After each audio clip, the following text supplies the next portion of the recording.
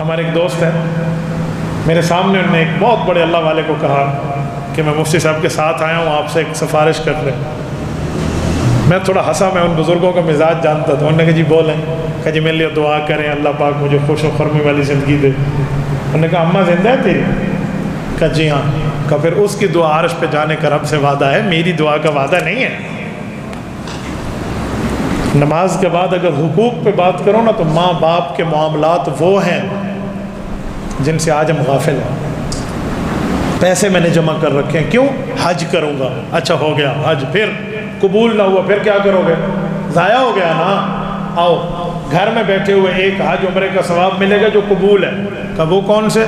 کہ صبح کے وقت آؤ، اپنی اماں اور ابا کے چہرے کو دیکھو، صرف دیکھتے ہوئے یہ نیت کرو کہ کتنے اچھے لوگ ہیں، انہیں مجھے بچپن میں پالا، اگر میرے پاس توفیق ہو تو میں بھی انہیں خوش رکھوں گا۔ یہ صرف نیت کر لو، ابھی پاؤں دبانے کی باری نہیں ہے۔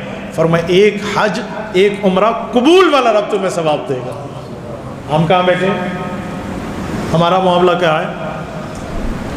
آج ماں سے اونچی بات کرتے ہیں، قرآن کہتے ہیں وَلَا تَنْهَرْهُمَا، ماں باپ سے اونچی بات نہیں کرنا، تم اونچی بات نہیں کرنا یار، بڑی بات تو دور رہا، باقی معاملات تو دور رہے، اونچی بات بھی نہیں کرنا۔ اچھا اونچی بات نہ کرو تو کیا کرو؟ دل میں ان کے خلاف بولو؟ فرمایا جی نہیں، وَقُلْ رَبِّ ارْحَمْهُمَا كَمَا رَبَّيَانِي صَغِيرًا، دل میں تو یہ کہنا ہے اللہ ان پہ رحمت کرو، انہیں مجھے بچپن میں رحمت کر کے پالا پوسا ہے۔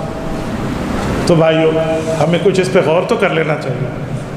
یاد رکھیں خوش قسمت ہے وہ لوگ جنہیں ماں باپ سے ملنے کے لیے گھر میں ملاقات ہو جاتی ہے۔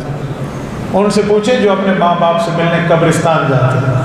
میں اپنے ابا اماں سے ملنے قبرستان جاتا ہوں، ہمارے دل پر کیا گزرتی ہوگی؟ اس دنیا میں قدر کر لو۔ میں کہتا ہوں خوش قسمت ہے وہ بیٹا اور بیٹی جس نے موبائل میں اپنی اماں اور ابا کا نمبر سیو کر رکھا ہے، یہ موقع مجھے نہیں مل پایا۔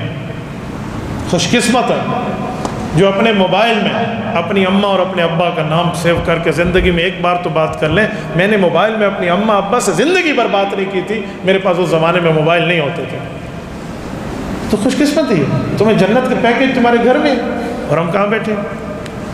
یاد رکھیں قیامت کی نشانی ہے ادنا صدیقہ اقصی ابا، یاری دوست کے ساتھ زیادہ ہو باپ سے کم ہو، یہ قیامت کی نشانی ہے۔ حضور پاک علیہ السلام نے فرمایا ان تلد الامۃ ربتها، مالکن کو جنے گی، غلام اپنے پیٹ سے اپنے مالک کو جنے گی۔ کیا مطلب؟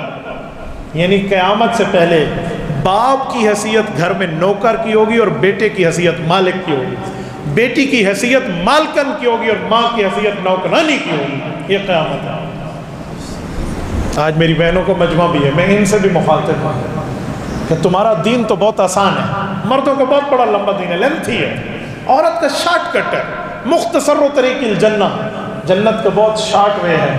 فرمایا اذا صلت المرأة خمسها وصامت شهرها واطاعت بالها وحفظت فرجها دخلت من اي ابواب الجنة شاءت۔ حضرت عبداللہ ابن بصر رضی اللہ عنہ اللہ کے رسول کا فرمان ہے کہ عورت 4 کام کر لے جنت کا ہر دروازہ کہے گا اے اللہ کی بندی مجھ سے داخل ہو جا۔